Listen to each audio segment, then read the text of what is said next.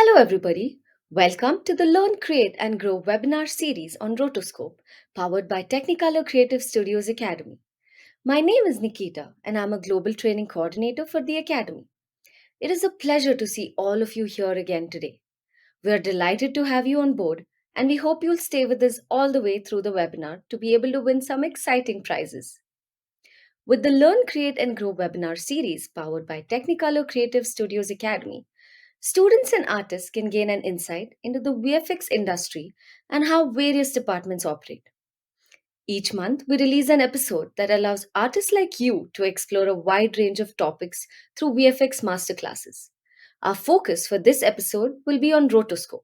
Meet Raja Bhattacharjee, a VFX professional whose career started as a rotoscope supervisor at Redefine. With 11 years of experience in the VFX industry, he serves as a roto trainer at Technicolor Creative Studios Academy. With a specialized focus on rotoscope and proficiency in tools like Nuke and Silhouette, Raja has contributed to globally recognized projects such as Detective Chinatown 3, RRR, Brahmastra, Super 30, Booth Police, White Tiger, Aladdin, Tenet, and Dune. As a result of his passion for simplifying complex concepts, he has been an effective educator preparing the next generation of visual effects artists. Raja brings to the Academy a wealth of knowledge and expertise, and we are delighted to have him present at today's webinar.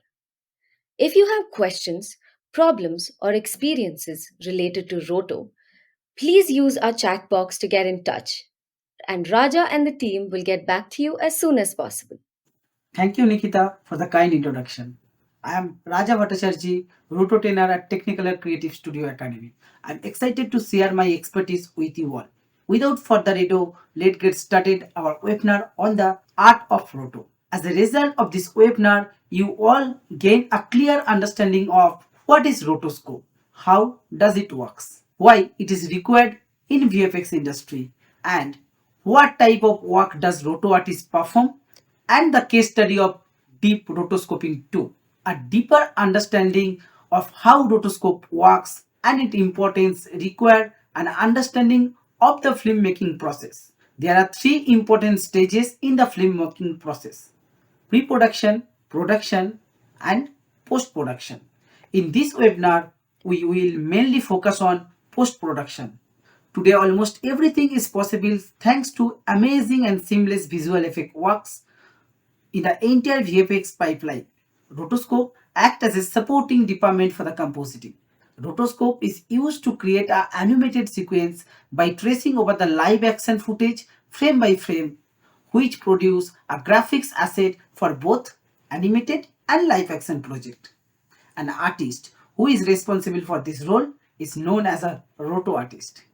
If an artist is skilled in roto, he or she can work on motion blur, defocus, manual animation, hair, trees, and all other living and non-living things.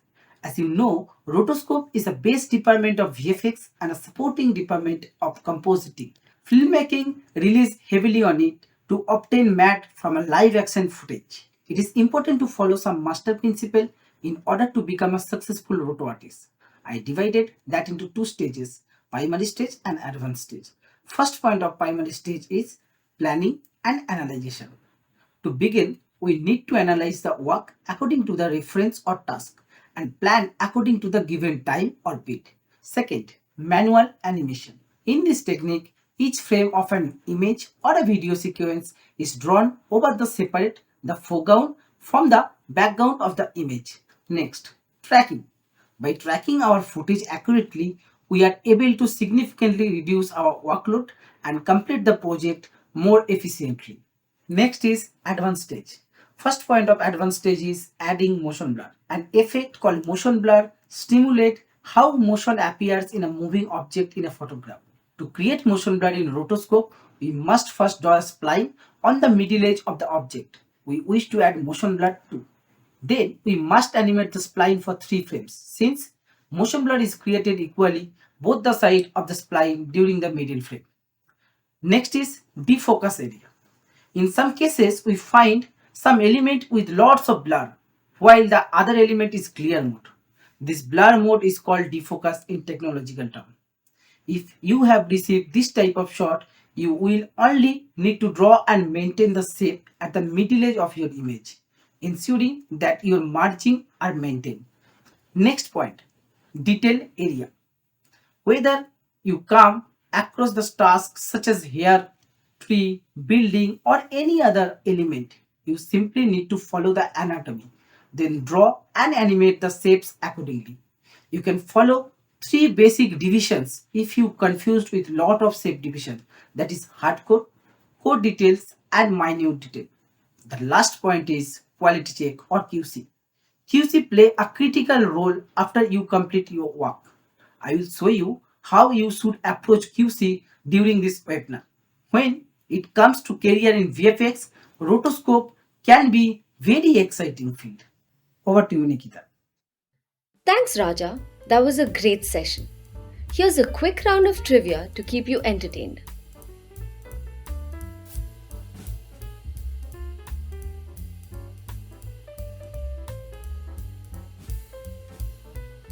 Your first question for today is: who invented the rotoscope?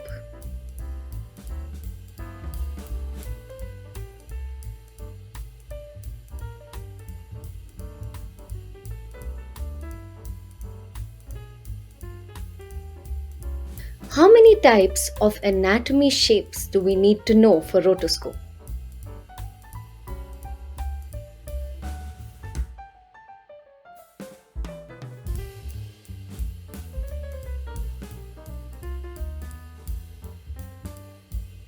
Are motion blur and blur the same?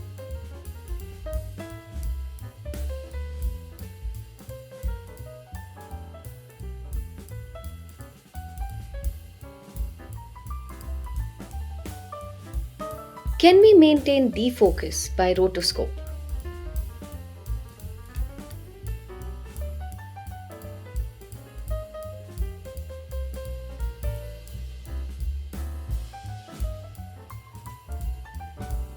Can we do face touch-ups with the help of a rotoscope?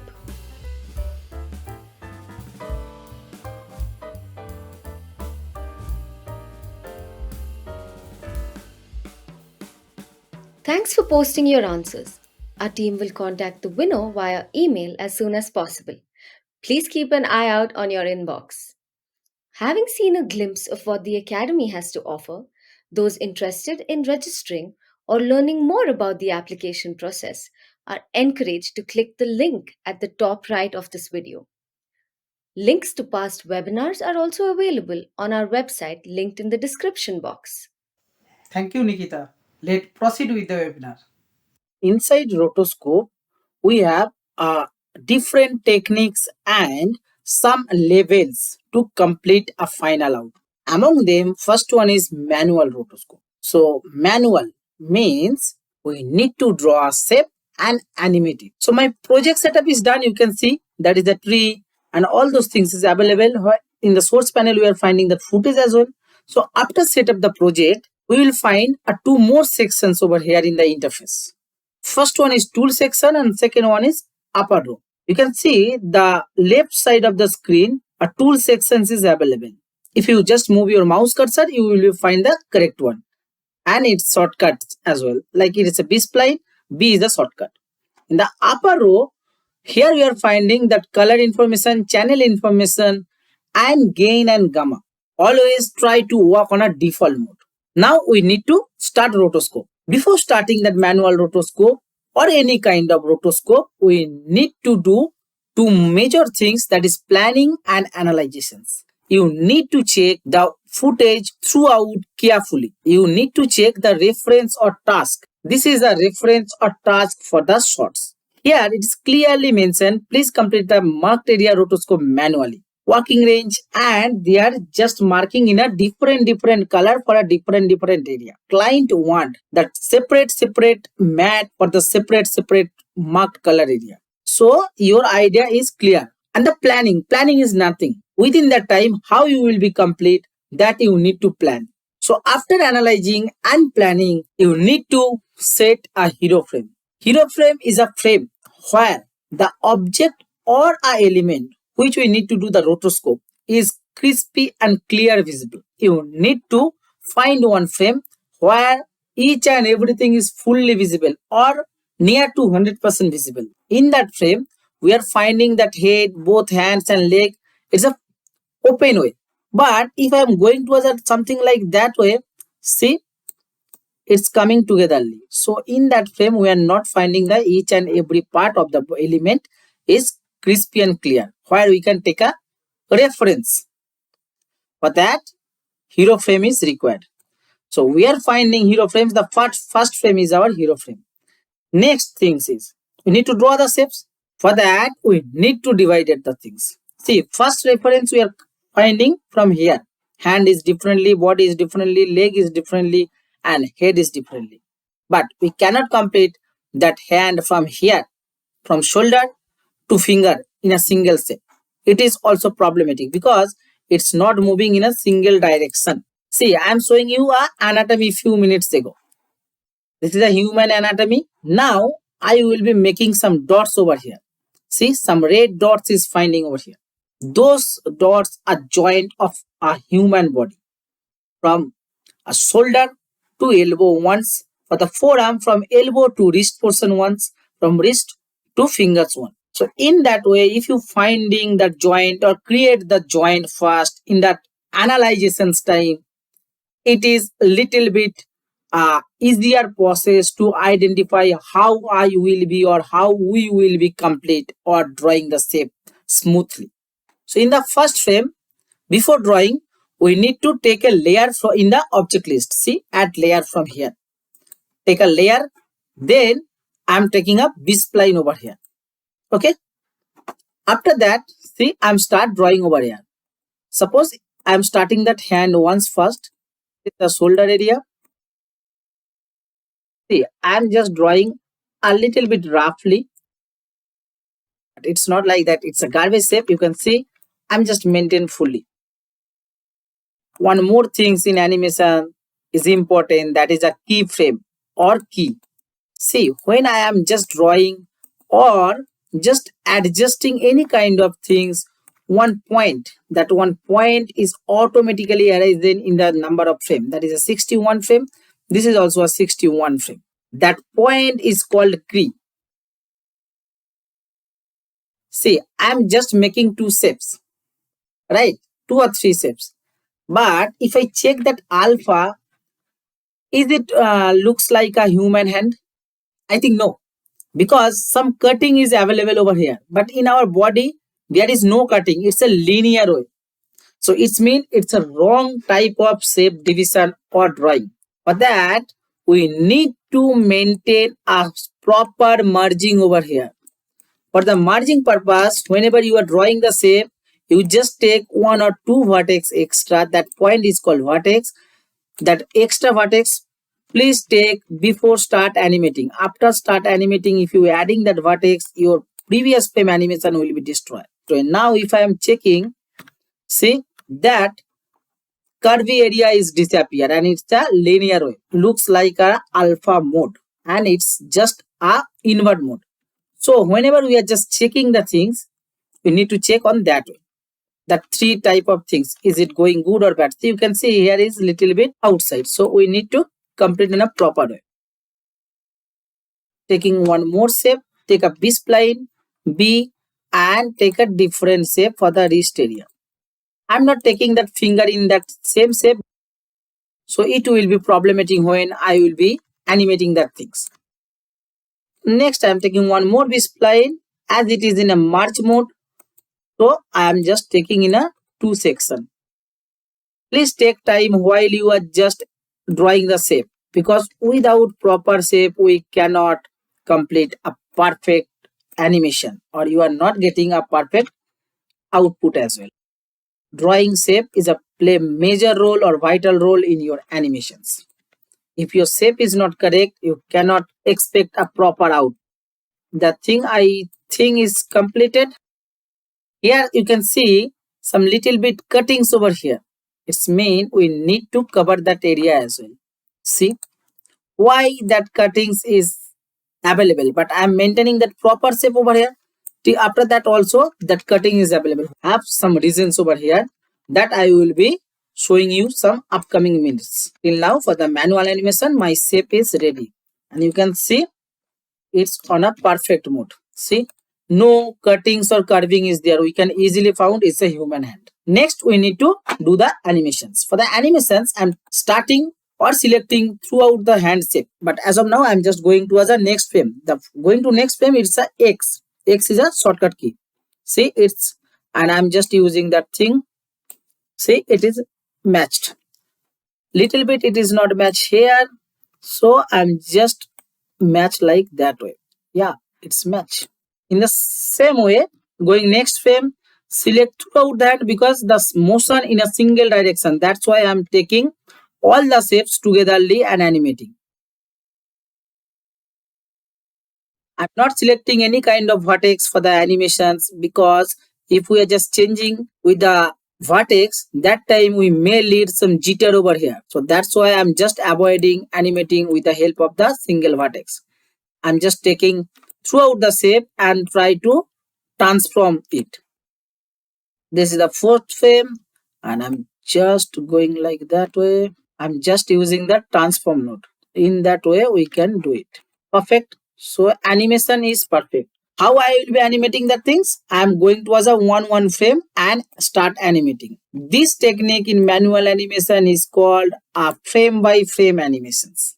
Now I will be showing you some tricks or shortcuts. See, it's a manual animation. I am just copied those shapes over here. Take a new layer, paste over here. Okay, and just close the previous one. And I am deleting all the key over here. But I am just animating. I'm just going towards the first frame. It's going in a single direction. So I'm just checking like that. 1, 2, 3, 4. In that frame, that 65 frame, the cycle, that hand movement cycle is complete. In the 61 frame, see it's starting and here it is complete in the 65 frame. So I'm just starting, one key is in a 61 frame and taking a last key or adjusting in the just where the cycle is completed. It is going to inside the body, so don't need to maintain on that way. We only need the outer edges of the character. Now I will be checking the in between frames. Now it is automatically animated. Only few adjustment is required. So if I am adjusting in that frame like this way, if it is not perfect, then I am just selecting in that vertex, selecting more than one vertex and animate it in that way. Please don't select a single vertex for the adjustment. It will be leading a bugs or jitter on your work. Next, I'm going to us here and adjust the margin because merging is also play a vital role. So you can see for the 5 frames, we are using only 3 keyframes. On the other hand, when we are just doing that type of techniques, here we are using that 5 key. So previous one technique is called frame by frame and the latest one technique is called pose to pose or motion animations. Now you can easily find the changes between two types of manual animations. First one is taking more time and the second one, pose to pose, or taking a smaller amount of time. So these all are the basic types of manual animations. I'm already completed some shapes. In the same way, I'm using some light color for the understanding purpose. Always use dark color, means red, dark red, black, something like that. This neon color will be leading some bugs in your outer edges. You can see I'm just clearly divided those shapes in a proper way. That as per the joint, I'm just dividing you. Just giving you some example over here. In the first one is head, then next one is hand. See, hand is also proper as per the joint of the body. This is the body. This one is the leg 1. 1 second, leg 1. And that is the leg 2. In that way, you need to divide the shots and animate it properly. Now, you can easily do manual animation in rotoscope. Not everyone become a master in a single day. If you wanted to master in manual animation, then you remember you will be master in rotoscope as well. In the last, you will be remember that things. Next, we are going to dive into the motion blur. It's an advanced technique. So before know about motion blur, we need to know about the edges. What is edges? See, in the first frame in this picture, we are finding lots of motion blur in this leg. So how we will be deal with that? What is edges? You can see that red shape over there. And the red shape is maintained only the hard pixel. If it is a maintain a hard pixel, that's mean it's maintain the hard edge. That edge is called hard edge. The next one you can find the blue pixels or blue line. That shape is maintain the last pixel or transparent pixel. It's called a last edge. Now we are finding from here to here, if it is 100, then in the middle we are finding that 50% area. That 50% area is called a middle edge because that motion blur is created from only the middle edge. Now I will be just off that two shapes and that is the middle shape, and I'm just taking that things in a black. Okay, so now as we know, we need to animate 3 frames for the motion blur. First frame, second frame, it is also animate little bit, and the third frame it is also little bit we need to animate. So the middle edge is maintained, and after maintaining that middle edge we are going towards a middle frame, going towards a node parameter, and here we need to enable that motion blur. After enabling that motion blur, we need to check see that motion blur is created. If that motion blur is not enabled and motion blur is not enabled here as well in the object list, you can see it is not finding properly. To getting motion blur, you need to go into as a node parameter, enable that motion blur.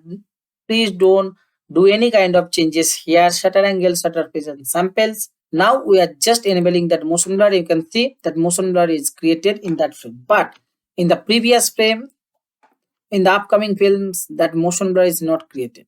Because we know that motion blur is created only the middle frame. That's why we just animate 3 frames.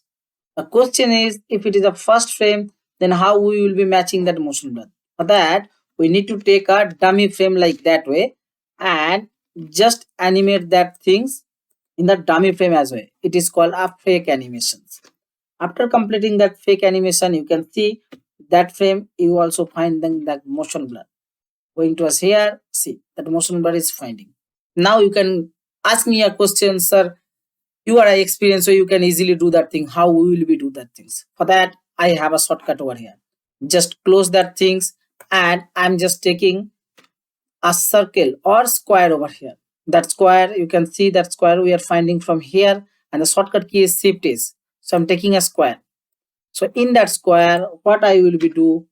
See, I'm just selecting that square and going towards a forward frame and just animate little bit like 5 pixel 1 2 3 4 5.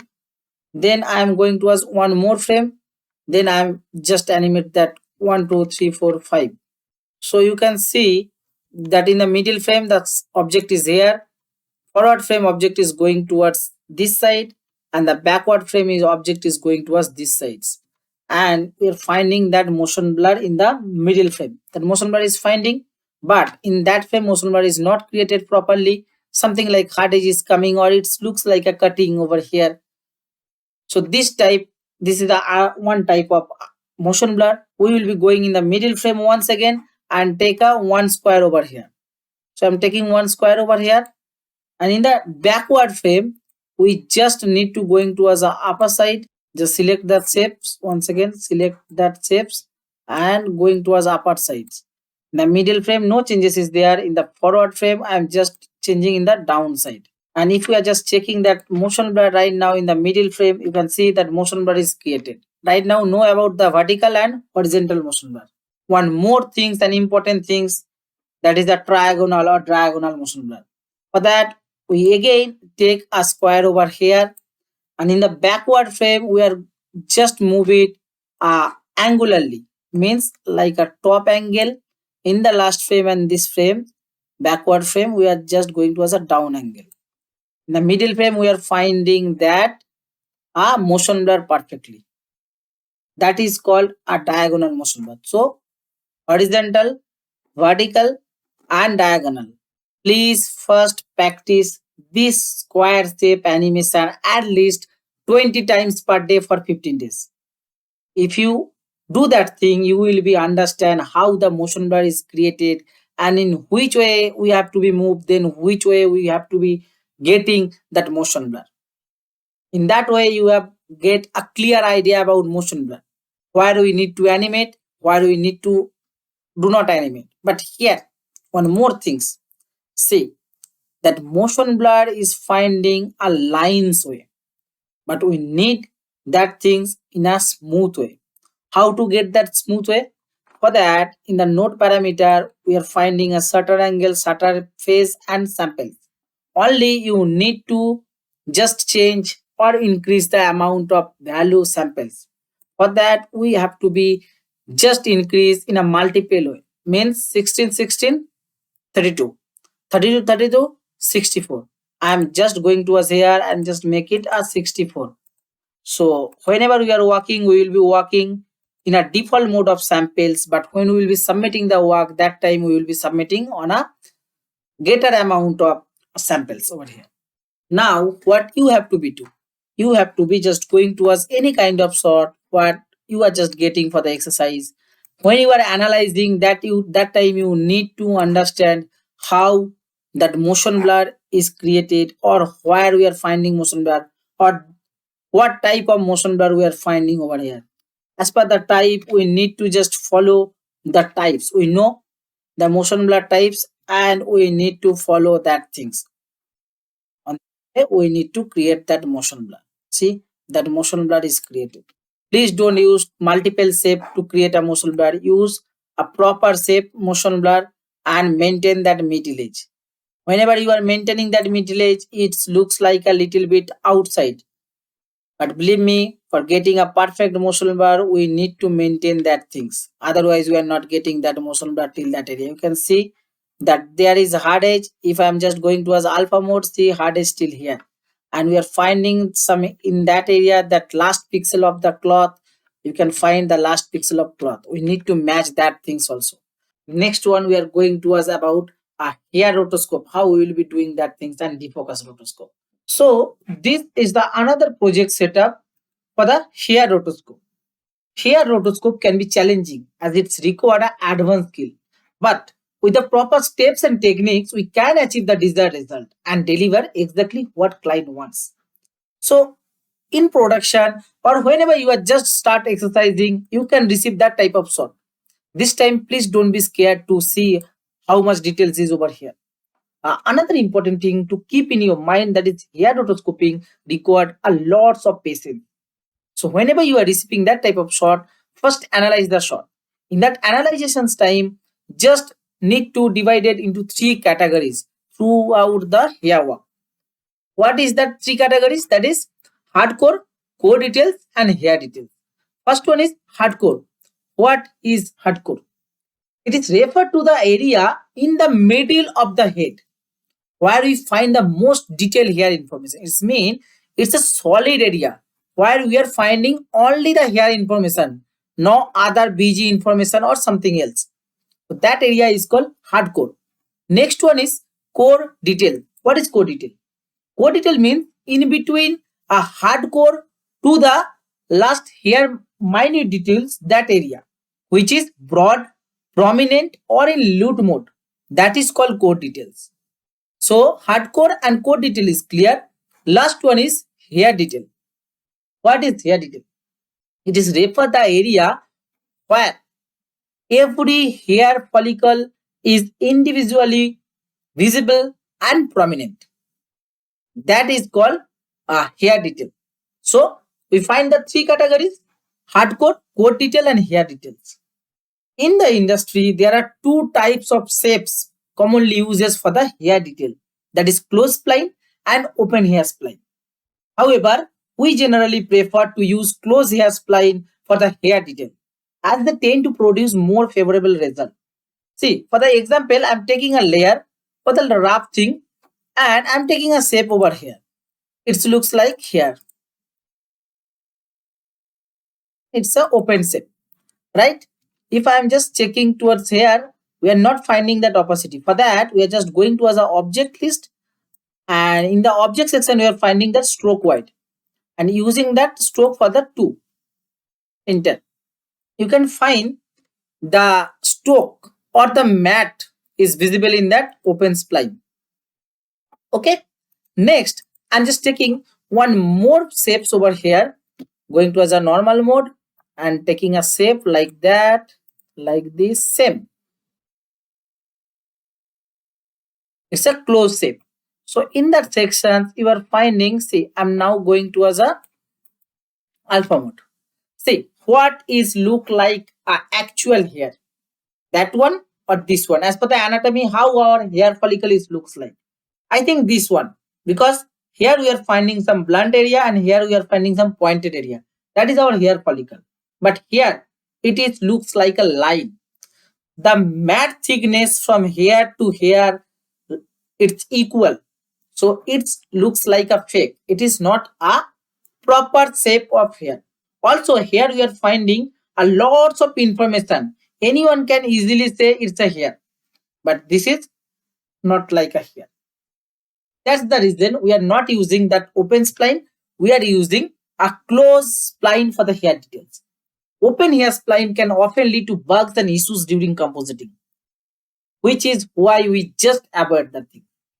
So these three are the main point for the hair rotoscope. After drawing those things, now you know easily we have to be animate that thing.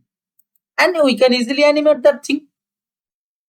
We know how to animate the things. So this is the main steps. Whenever you are getting this type of shot, just need to divide it into three subcategories and then animate as per your analyzation, which is the best technique suited for the shots.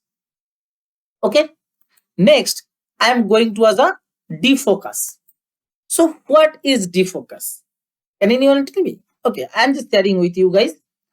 Here in the footage, you can see that foreground character or object is in big blurred and the background element is clear. So that big blur area is called in technologically defocus. Please don't confuse with defocus and motion blur. Motion blur is created by the camera by manually, but here we can create it outside of the camera settings or any other nodes in compositing time. So you also receive that type of shot whenever you are just doing your work or exercise. That time you only need to draw and maintain the shape at the middle of the image. It's mean same like motion blur, we need to maintain our edge in middle area. See, you know right now hard edge, middle edge and last edge. So what we need to do? We need to maintain that middle edge. Why we are maintaining middle edge? Because you know that motion blur is also created from the edge both the side equally. Same applied over here also when we are just maintain that middle edge. Compositor what will do? Compositor just add a defocus node in their compositing time and adding some value over there. Only we need to maintain that our middle edge and that margin area as well.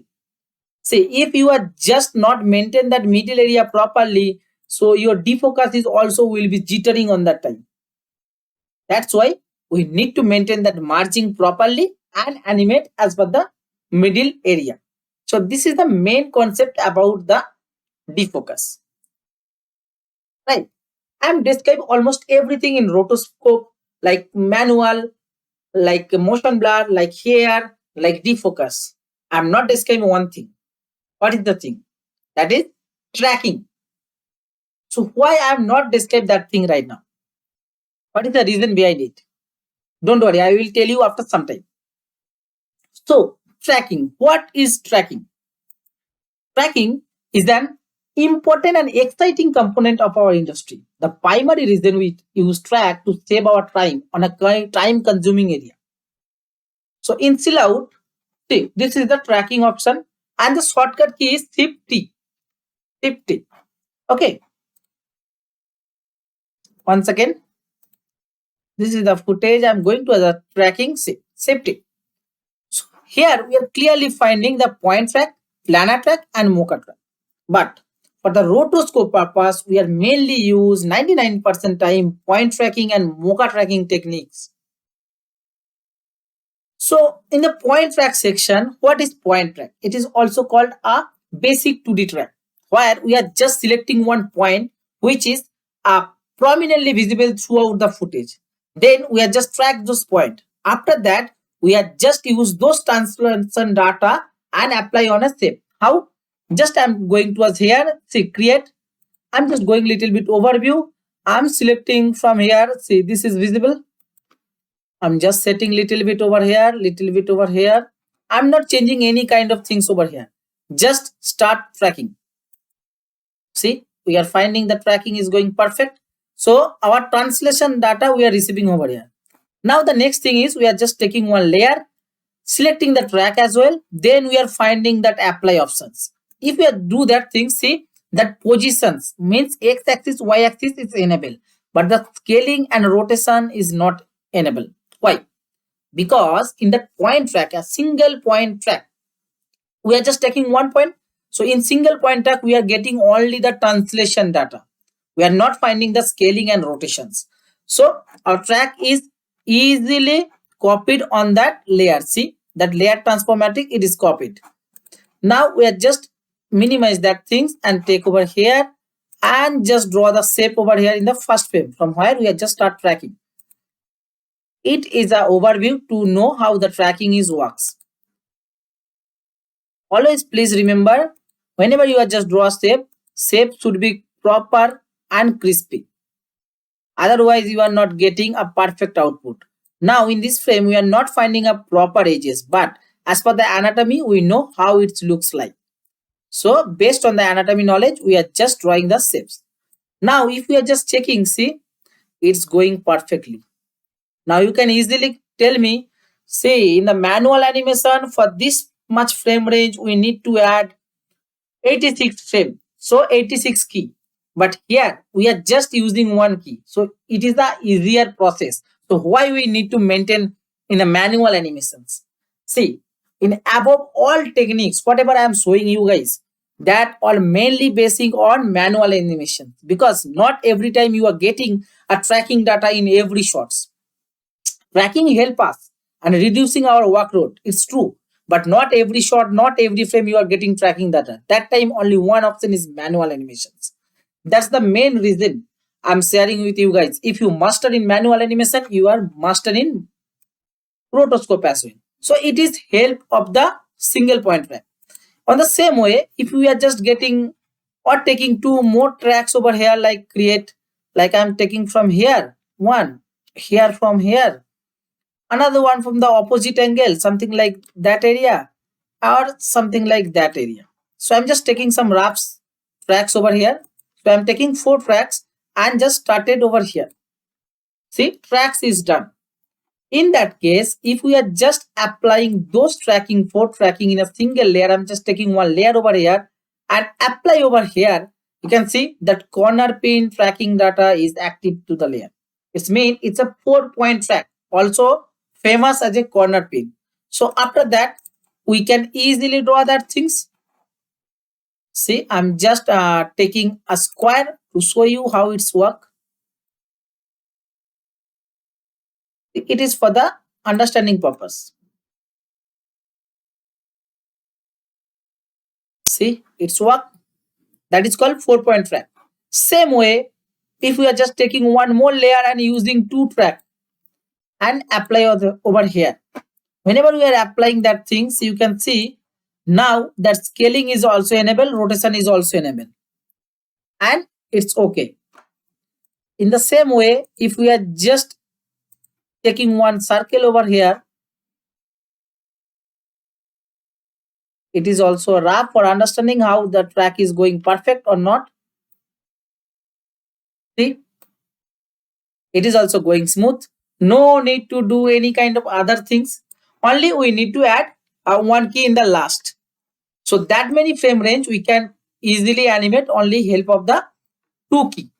So this is the quickest techniques. So that is the behavior of 1-point track, 2-point track and 4-point track. So basically, I hope you understand the types of point tracking. On the other hand, the Mocha track. Mocha track offers several type of tracking options such as shape tracking, camera tracking. Also, one for tracking is famous, that is Jalopy tracking. This is also under the shape tracking. The available tracking option may be vary from person to person, and the Stilout software has a limited set of Mocha tracking options. See, in the point track, we also find some object tracking and other, but that all are the advantage stage. For the Mocha tracking, we don't need to take any kind of point or track that things. In the Mocha tracking, see, I'm just taking a shape from over here. I'm just take a shape. It is also little bit rough, but whenever you guys are doing your work, please maintain properly.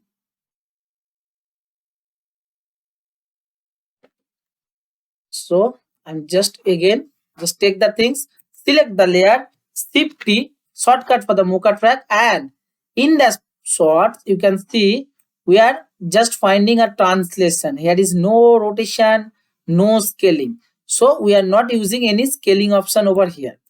So I'm just selecting over here, going towards a frame, and I'm just off that rotation, shear, and perspective. Only scale and translations. And after I'm just start tracking. You can see it is automatically get tracked over the shapes. This is called a shape tracking. The basic point track, sorry, Mocha track. So now you can easily say we can complete that shot a less time. If we are using a manual rotoscope, that time it take lots of time. But here, see, I'm already done that things, and this is the shape divisions of the shots. And this is the composite mode, alpha mode. And if I'm just playing over here, that is the main thing about the tracking, and you can easily do it.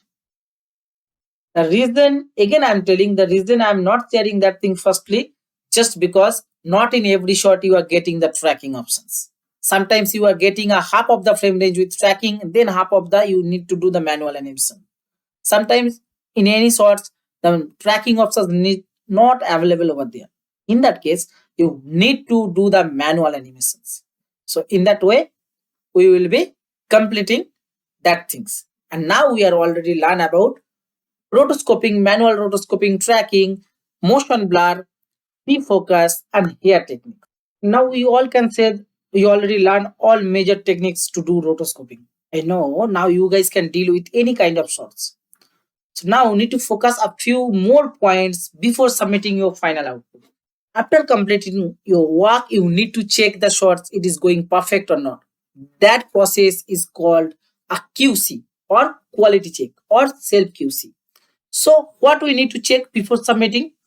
First one, basic point, check file naming and check the layer naming. What is file naming and layer naming? See, this is the file naming and these all are the layer naming. Like you can see here, full character. See, in that area, we are finding that character like cloth, like character upper body, down body, hand, head, gun, everything. So that all are the layer naming, and this is the your work naming, work file naming. That is more important over here. Then spline should be unlock always and well arranged. So whatever spline you are just working, that should be a unlock always, and it is well arranged every time.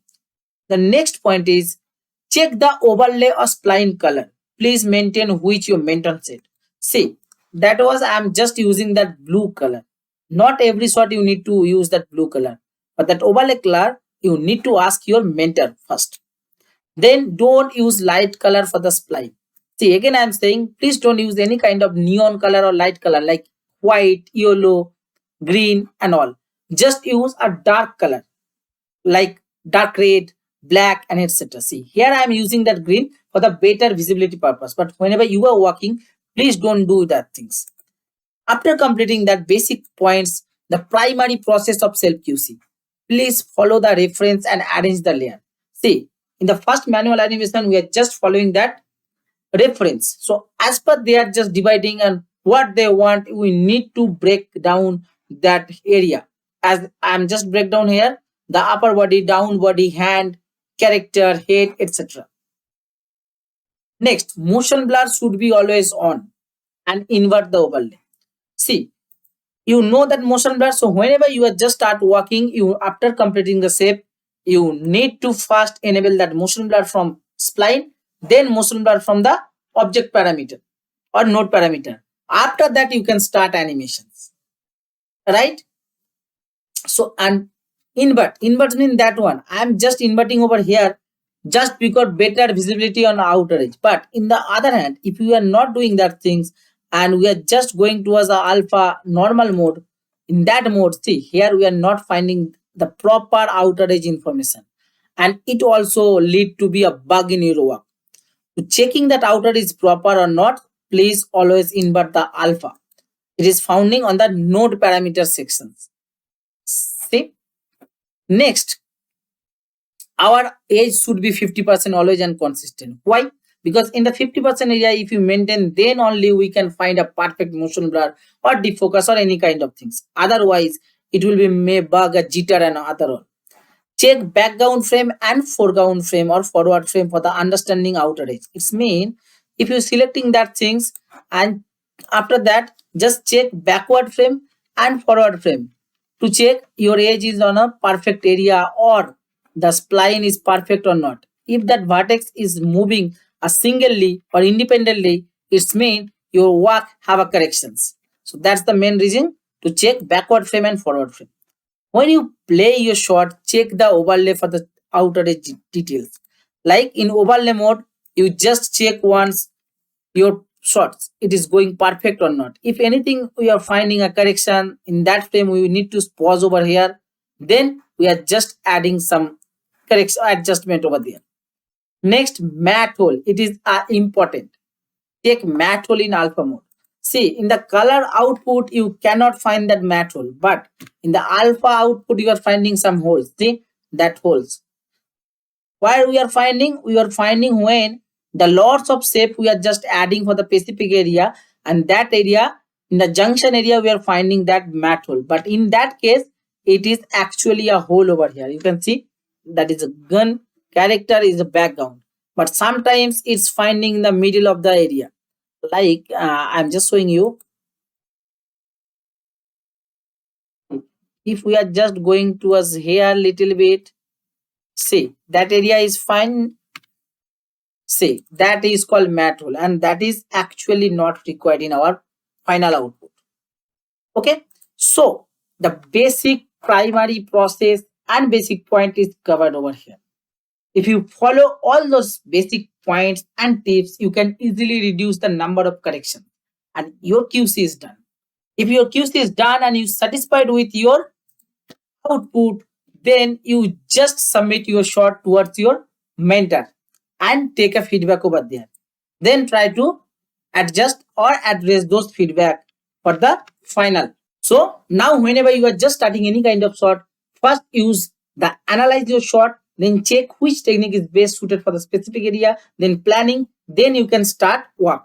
Again, I am said it is important to remember the practice makes us perfect. To become proficient in roto, it is important to practice regularly and refine your work. Perfection come after lots of hard working. Please don't never lose your hope.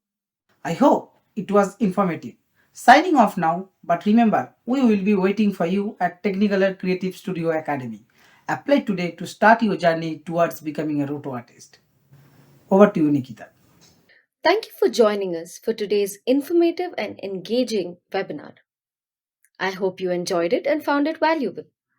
You can reach out to us using the contact details provided on your screen if you have any further questions.